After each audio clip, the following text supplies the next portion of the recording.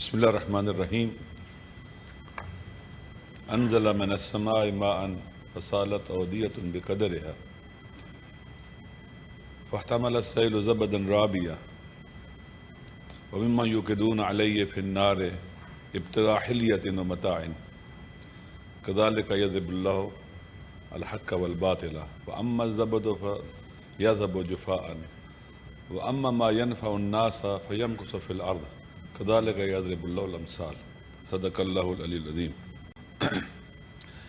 ہم اس سال جب ہمارا یہ بجٹ کی بحث ہو رہی ہے، دنیا چونکہ گلوبل ولیج کی شکل میں ڈل چکی ہے اور ایک بڑے بڑے تحولات اس دنیا کے اور اس ریجن کے اندر آ رہے ہیں۔ مفکرین گزشتہ کئی سالوں سے یہ کہہ رہے تھے کہ جس دور میں ہم رہ رہے ہیں اسے shift of power from west to east کا دور کہتے ہیں، جس کے نتیجے میں اس دنیا میں بڑی چینجنگ آئیں گی، کیونکہ ایسٹ ڈیزرو کرتا ہے دنیا کو رول کرے، لیڈ کرے ہر حوالے سے۔ تمام کے تمام پوٹینشیل ایسٹ میں موجود ہے۔ عالمی قوتیں، بین الاقوامی قوتیں، ویسٹ جس کی ہیجمنی دنیا کے اوپر ہے، وہ نہیں چاہتا کہ shift of power from west to east تحقق پیدا کرے، وجود پائے۔ وہ اس کو سلو کرنے کے لیے اور اس کو روکنے کے لیے اقدامات کر رہے ہیں۔ ان میں سے پاکستان ساؤتھ ایشیا میں بہت اہم جگہ پر واقع ہے، اسٹریٹجیکلی بہت اہمیت کا حامل ہے۔ پاکستان کو معاشی حوالوں سے، سیاسی حوالوں سے، امن و امان کے حوالوں سے کمزور کرنا، ڈسٹیبلائز کرنا، یہ اس خطے کے ساتھ بھی خیانت ہے، ایسٹ کے ساتھ بھی خیانت ہے، ایشیا کے ساتھ بھی خیانت ہے اور وطن کے ساتھ بھی خیانت ہے۔ اس ملک کا استحکام، چاہے وہ سیاسی ہو، چاہے وہ معاشی ہو، چاہے امن و امان کے حوالے سے ہو، یہ ضرورت ہے۔ اس پاکستان کے لیے بھی، 25-26 کروڑ عوام کے لیے بھی، اس کے لیے پھر خداوند متعال قرآن مجید میں جو میں نے سورہ رات کی 17ویں آیت میں نے پڑھی ہے، بہت خوبصورت اس کے اندر خداوند متعال نے میسج دیا اور ہماری ہدایت فرمائی ہے۔ میں سارے کا ترجمہ تو نہیں کر سکتا ہوں، لیکن آخری جو 2 حصے ہیں اس میں خداوند متعال نے خلاصہ یہ ہے کہ آسمان سے پانی نازل خدا کرتا ہے، پھر وہ نالے، نہریں، وادیاں، اس میں پانی چل نکلتا ہے، سیلاب آتا ہے، پانی آتا ہے، پانی کے اوپر پھر جھاگ اٹھتی ہے، ابری ہوئی جھاگ ہوتی ہے۔ اور یا آپ وہ جو سونا، چاندی یا لوہا وغیرہ جو بھٹی میں ڈالتے ہیں اپنے زیور بنانے کے لیے یا کوئی اور چیز بنانے کے لیے، اس میں بھی جھاگ اٹھتی ہے، حقیقت جو اصل چیز ہوتی ہے وہ بیٹھ جاتی ہے اور جھاگ اوپر آ جاتی ہے۔ خدا کہتا ہے میں اسی طرح سے حق و باطل کی مثال دیتا ہوں۔ جو جھاگ ہے فَأَمَّا الزَّبَدُ فَيَذْهَبُ جُفَاءً، وہ ضائع ہو جاتی ہے، جھاگ میں کچھ بھی نہیں ہے۔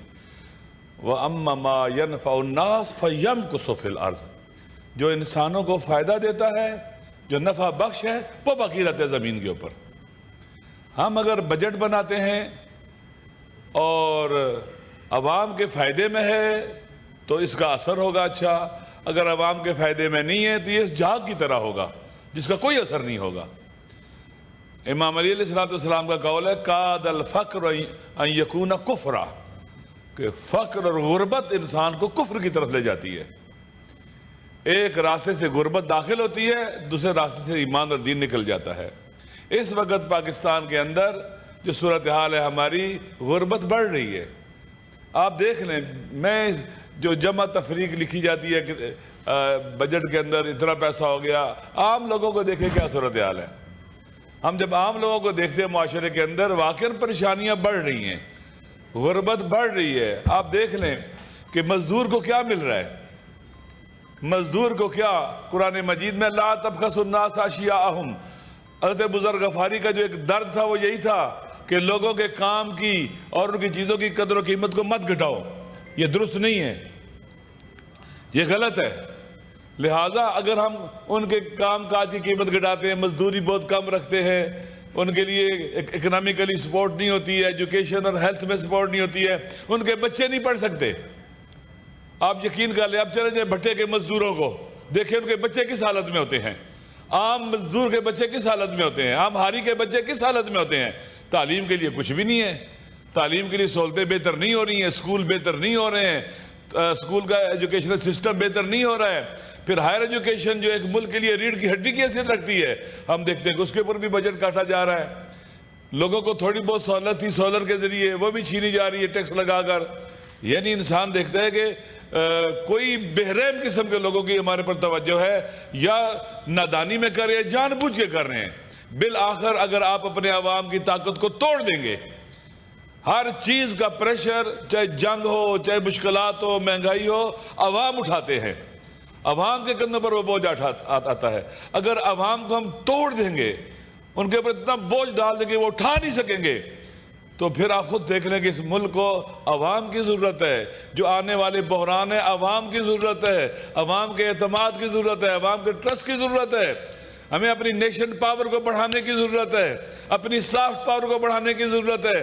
اور یہ بجٹ ان ضرورتوں کو پورا کرنے والا بالکل نہیں ہے.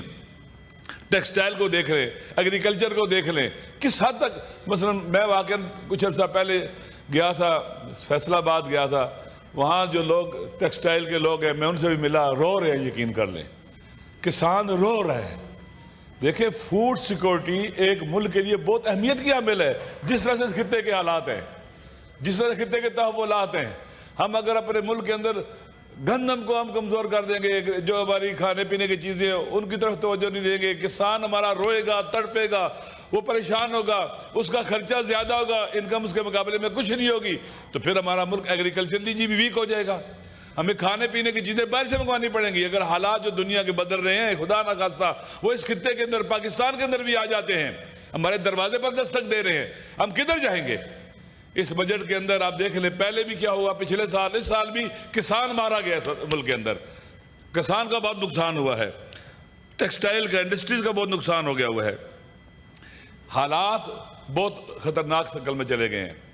آپ دیکھ لیں اسرائیل نے ایران پر حملہ کیا بلا وجہ, تمام عالمی قوانین کی, یونائٹڈ نیشن کے چارٹر کی مخالفت کی ہے, اور اس سے پہلے وہ غزہ میں بے گناہ انسانوں کو قتل کر رہا تھا, جینوسائیڈ کر رہا تھا.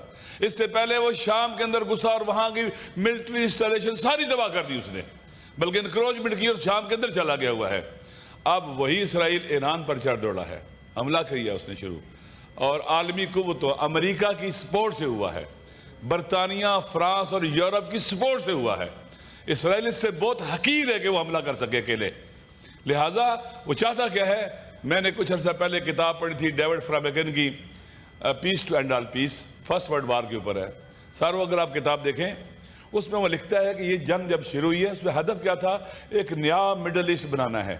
اور اس میں وہ لکھتے ہیں کہ مڈل ایسٹ سے مراد فقط یہ والا جو مڈل ایسٹ ہے نہیں, یہ افریقہ کے مسلمان ممالک سے لے کر سینٹرل ایشیا تک کا علاقہ تھا, ساؤتھ ایشیا بھی اسی کے اندر تھا.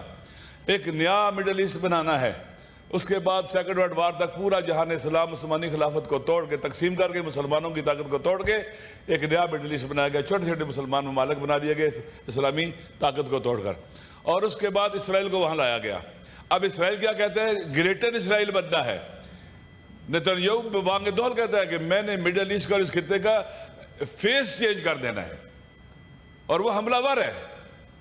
ہم ہاتھ پہ ہاتھ رکھے اگر بیٹھے رہے تو کبھی بھی اس کا مقابلہ نہیں کر سکتے. الحمدللہ پاکستان کا سٹینڈ جب اسرائیل نے اٹیک شروع کیا یونائٹڈ نیشن کے اندر بہترین تھا, پاکستان کی حکومت کا سٹینڈ بہترین ہے, وزارت دفاع کا سٹینڈ بہترین ہے, اپریشیٹیبل ہے, لیکن بات اس سے آگے بڑھنی چاہیے.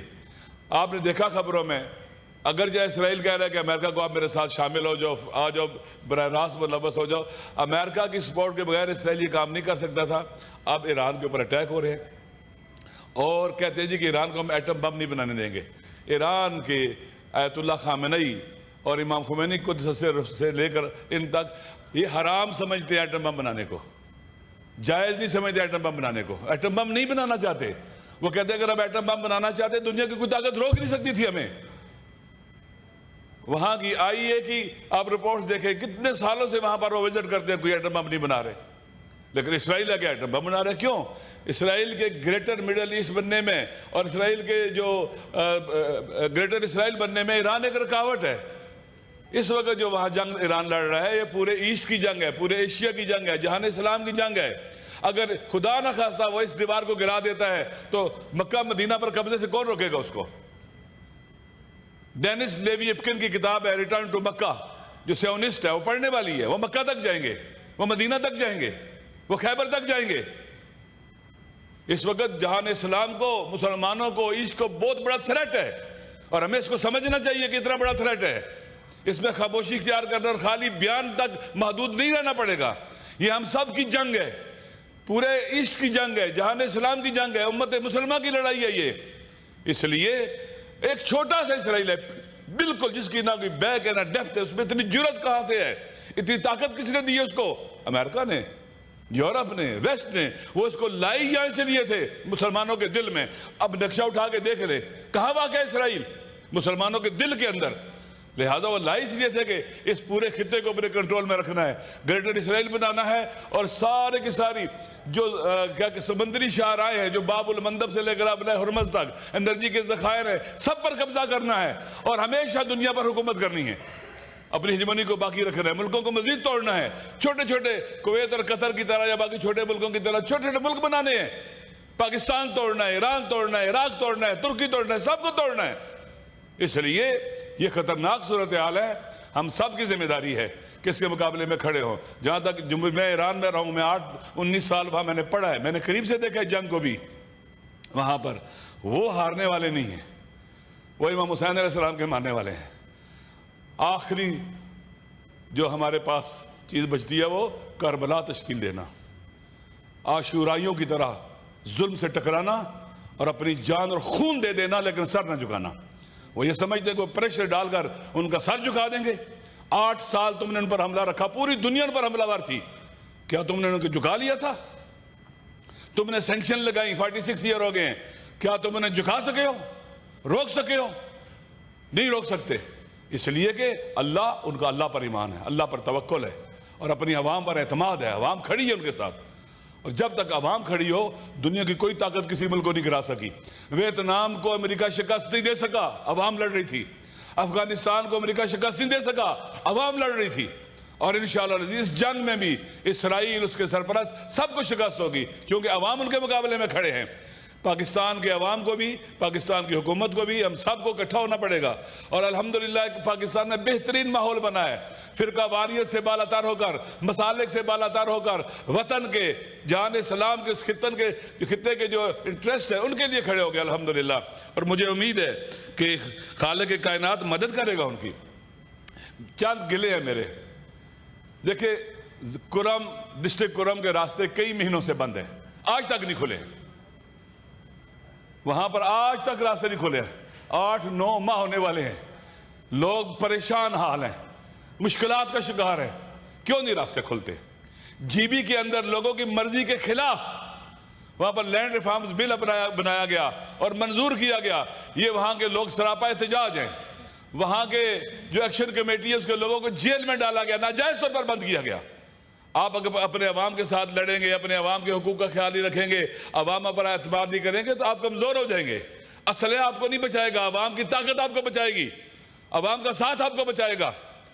اس لیے ضروری ہے کہ کرم کا مسئلہ حل کیا جائے، اور جی بی کے جو مسائل ہیں وہاں پر ابھی سنا ہے کہ آئندہ ایک جب ختم ہونے والی ہے مدت ہے کہ حکومت بنائی جا رہی ہے، اور وہ اسی کے ذریعے چلایا جائے گا۔ وہاں کے عوام کو ارریلیونٹ نہ کریں پاکستان کے اپنے مسائل سے، عوام کو ارریلیونٹ کریں گے، الیکشن نہیں کرائیں گے، فری اینڈ فیئر الیکشن نہیں کرائیں گے، وہاں عوام ارریلیونٹ ہوئے تو خطہ بہت حساس ہے۔ انڈیا آج بھی کہہ رہے کہ ابھی تک سندور، جو پتہ نہیں سندور کیا تھا، وہ جو ان کا پلان تھا جنگ کا، حملے کا نام دیا تھا، وہ ختم نہیں ہوا ہے، روکا ہے خالی، وہ بند نہیں ہوا ہے۔ آج بھی میں نے سنا کہ مودی نے پریزیڈنٹ ڈونلڈ ٹرمپ کو خطاب کیا ہے۔ بس ختم کرتا ہوں۔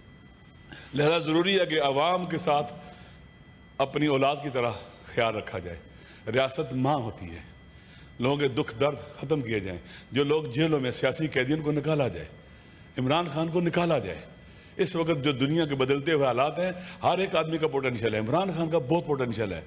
خدا کے لیے پاکستان کے اندر پولیٹیکلی ہارمنی پیدا کریں، لائیں ان کو باہر، ان سیاسی قیدیوں کو سزائیں نہ دیں۔ ہزاروں لوگ جیلوں میں، نوجوان بچے جو ہماری قوم کا مستقبل ہیں، جن کی تعلیم تباہ و برباد ہو گئی ہے، خدا کے لیے ان کو باہر لائیں اور پاکستان کو بہترین راستے پر چلائیں۔ دشمن ہمارے دروازوں پر پہنچا ہوا ہے، جنگ کے سائے منڈلا رہے ہیں ہمارے اطراف کے اندر، اگر ہم نے دیر کر دی ہم بڑا نقصان کریں گے۔ امید ہے عقل پریویل کرے گی اور ہم اکٹھے ہو کر اس خطے کے اندر، اس دنیا کے اندر وہ رول پلے کریں گے جو قرآن حدیث میں اور ہمارے آئین نے ہمارے لیے لکھا ہے۔ ہم فلسطینیوں کے ساتھ، مظلوموں کے ساتھ کھڑے ہوں گے، ایران کے ساتھ کھڑے ہوں گے اور ہر اس ملک کے ساتھ کھڑے ہوں گے جس کے ساتھ ظلم ہو رہا ہے، اور انشاءاللہ ہمارا نام ان لوگوں میں ہوگا جو ظالموں کے مقابلے میں کھڑے ہوتے ہیں اور مظلوموں کے حامی ہوتے ہیں۔ السلام علیکم ورحمۃ اللہ۔